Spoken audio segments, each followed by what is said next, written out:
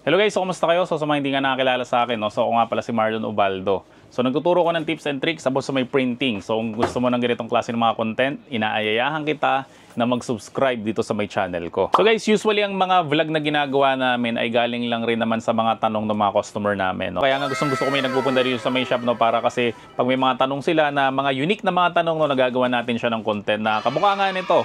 Kasi may mga nagtatanong ano raw bang klase mga papel ang pwede sa pigment ink. Kasi sobrang dami talaga guys ng klase ng papel sa mundo. Pero ito mga papel na ite-testing natin, ito yung mga usually na ginagamit sa printing business.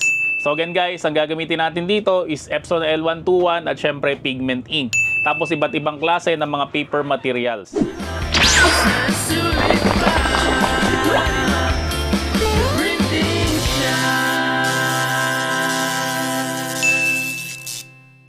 So guys, ito yung iba't ibang materials na gagamitin natin. So ito yung pinakapapel. And syempre dito sa may likod, nilagyan natin ng sulat kung ano bang materials yung ginamit natin. So una nito is itong QUAF na photo sticker paper. So ito yung ginagamit natin sa mga Sintra board or sa mga low-cost na printing kasi hindi siya waterproof. Then ito naman guys, yung RC Satin. So ito naman guys, yung ginagamit natin kapag nagpiprint tayo tapos yung ordinary photo paper kasi merong roller marks dito kahit inalis na natin. So ito guys, ginagamit to para guys walang roller mark. So meron kang 3-in-1 na printer like L3210 at L5290. Ito guys yung gamitin nyo kung gusto nyo ng photo printing kasi mawawala talaga yung mga roller marks dito. Sticker paper na glossy, ito gawa naman to ng iTech kasi yung isa guys is gawa ng QUAF. So next natin guys ay QUAF na photo paper na glossy. Siguro mga 160 GSM to. Then ito naman yung tinatanong ng iba. Kung pwede raw ba to? Parchment paper. So, titestingin natin guys kung pwede to sa pigment. So, ito naman guys yung ginagamit sa mga invitation. Yan medyo may pagka-transparent siya. Ito naman yung RC woven. So, ang texture niya guys, makapal siya tapos para siyang mga linya-linya. Then, ito naman ay Oslo paper. So, Oslo paper guys, ginagamit natin ito ng bata tayo pag meron tayong art class. Diba, nag-drawing tayo Oslo paper. Ang Oslo paper guys, hindi siya A4 size, mas malaki siya. Ito naman guys is yung vellum board. Yan, so makapal rin to. Ito sigurado to, may hirapan tong i-feed sa mga print. Pero try pa rin natin. Then ito naman guys is specialty paper, linen texture. Yan, so ang itsura niya guys, para siyang phototop guys na canvas matte. Then ito naman guys is specialty paper din rin to na Wilcox texture. Yan, so sana nakikita nyo yung itsura niya sa video. Then ito naman guys is craft paper, So ito yung pinambabalot ng mga jar. Tapos mga thank you card, ito rin ginagamit natin yung kulay brown. Then ito guys, ordinary na band paper. Ito naman guys is holographic na vinyl. Yan, makikita nyo para siyang hologram. Tapos sticker rin to Ito rin guys, holographic vinyl rin to. Pero color gold naman yung kulay niya. Ito kasing isang to is silver.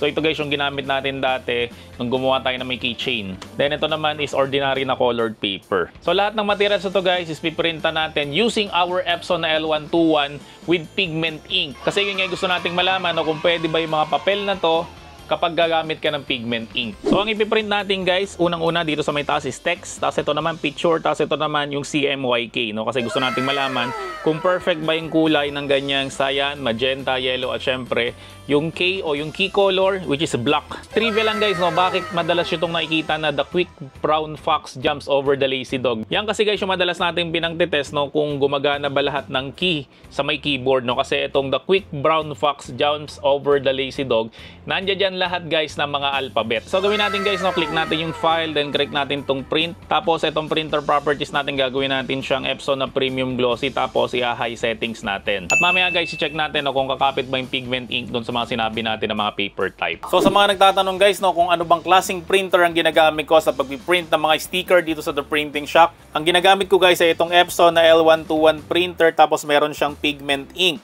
Kaya guys, pigment ink ang ginagamit natin kasi ito guys yung ink na hindi siya kumukupas. Hindi kamukha guys nung original na ink na nasa loob ng box ng Epson, kumukupas yun. So nakakaya naman guys sa mga customer na nag-offer ka ng printing tapos ilang linggo lang or ilang buwan lang yung lumipas, kumupas na yung print mo. So kung saan nakakabili ito guys, hanapin mo lang kami sa FB, The Printing Shop, at sabihin mo lang guys na bibili ka ng printer with pigment ink. So habang piniprint natin yung mga papel, so iba-iba pala sila ng size. So itong dalawa na to, itong Oslo paper at itong parchment paper, hindi siya kasya doon sa may feeder ng ating L121 kasi A4 size lang yon.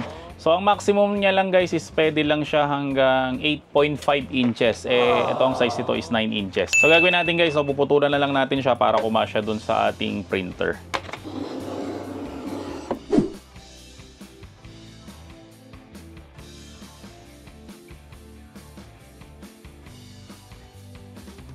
So bago ko pakita sa inyo guys, no, may mga magtatanong kasi dito ano ba yung ginagamit for flyers. Usually guys, ang ginagamit talaga for flyers is C2S na mga papers. Kaso ang problema, hindi siya pwede sa pigment. Tried and tested ko na yun guys, no, humuhulas lang siya. So pag hinawakan mo siya na ganyan, mabubura agad yung ink, no? Kasi ang ginagamit dun guys is mga laser na printer. Kaso sobrang mahal naman nun.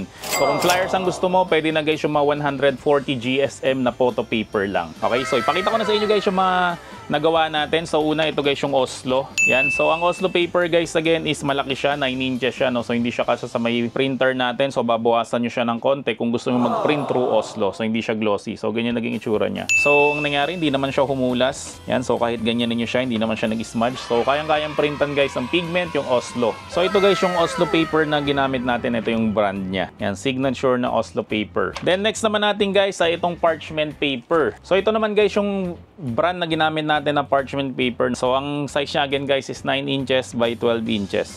So ganito naman yung nangyari sa kanya. So kung makikita nyo dito, yung print natin ng photo ay medyo para siyang naging watercolor. Yung mga mukha guys di na masyadong makilala. Pero yung mga text niya lang naman, yan, no, the quick brown fox jumps over the lazy dog. Okay naman siya, wala naman siyang smudge, yung mga picture niya lang talaga. Tapos dito naman sa ating CMYK, no, itong cyan, magenta at yung yellow, wala siyang naging problema. Ang nagkakameron lang ng problema sa kanya guys ay itong key color natin o yung black. Yan, so dito nagkakameron siya ng mga smudge. Pero itong CMYK, wala naman siya naging problema. Ang parchment paper again guys, no, ito yung ginagamit natin sa mga invitation. So kapag ka parchment paper guys ang gagamitin nyo, siguro ang ilalagay nyo lang sa invitation dito is yung pinaka-text lang, no, yung what, when, and where. No, wag nyo na lang guys lalagyan ng picture kasi ganito ngayon mangyari kapag nilagay nyo siya ng picture. Yan, para siyang watercolor yung itsura niya. Then ang next naman natin guys, no, itong linen texture o linen texture. So ito guys yung brand na ginamit natin dito, itong Classic Grace. Yan, so nilagyan ko na siya ng ilaw para makita nyo yung kanyang texture. Yan, meron talaga siyang texture na para siyang canvas matte. So sa printout naman niya, maganda naman yung pagkakaprint ng text. Yung picture, maganda rin naman. Wala naman naging smudge. Tapos yung CMYK, okay rin naman. Yan, so wala rin kayong magiging problema guys kapag linen texture yung ginamit nyo. Siguro magiging problema yung dito is medyo makapal to. Pero matte naman siya eh. Ang usually nagkakameron ng problema kapag makakapal is mga glossy na mga photo paper. Then next naman natin, ito ordinary na colored paper lang naman to. So ganito yung naging itsura niya. So printable rin naman siya guys. The quick brown fox jumps over the lazy dog yung picture. So ganyan yung naging itsura niya. CMYK. So ito guys yung explanation ko sa may sublimation paper at sa mga taong nagtatanong kung pwede raw ba mag-print ng white na color na ink sa ating mga materials. Ang sagot dun guys ay hindi ka pwede mag-print kasi wala naman tayong white color na ink. So kaya ang usually kulay ng mga papel natin is white. Kasi kapag ka nag-print ka sa white na papel, itong mga white na to, hindi naman talaga siya ink. So itong kulay na to mismo, ito mismo yung kulay ng materials natin. So kapag ka yung layout mo ay merong white, ang mangyari dyan, yung white na yon is magiging kakulay niya yung papel, no? Yung kamukha niyan, CMYK.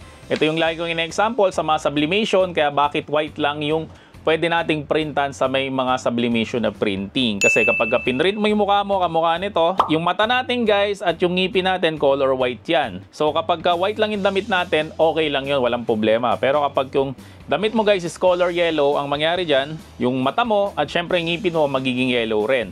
Pero kapag color yellow yung materials mo tapos pinrint mo sa kanya is red o magenta, ganito guys yung magiging itsura niya. Kapag blue naman, ganito yung magiging itsura niya. Kapag black naman, ganito yung magiging itsura niya. So pwede kang mag-sublimation printing sa mga materials na colored pero dapat light color lang siya at syempre wala siyang kulay white yung layout mo.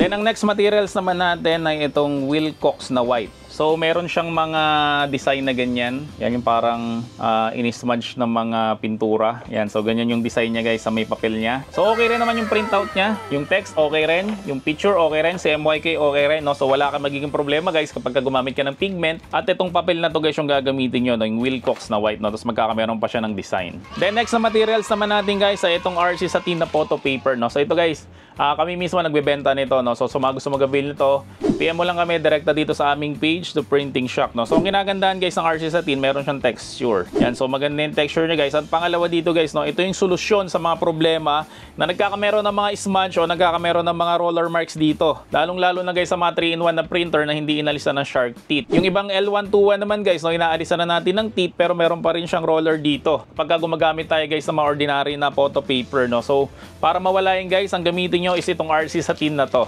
Bukod sa maganda na nga yung texture niya guys, no, may iwasan na natin yung problema ng mga roller marks. No? Again, sa mga gusto mag-avail nito, PM mo lang kami direkta sa aming page, The Printing Shop. Then ito naman guys, yung sinasabi ko sa inyo kanina na glossy na photo paper. So dito naman guys, okay naman yung print niya. Quick brown fox jumps over the lazy dog. Tapos yung picture niya, si MYK okay naman. Kaso, minsan talaga nagkakameron siya ng mga scratches kamukha nito.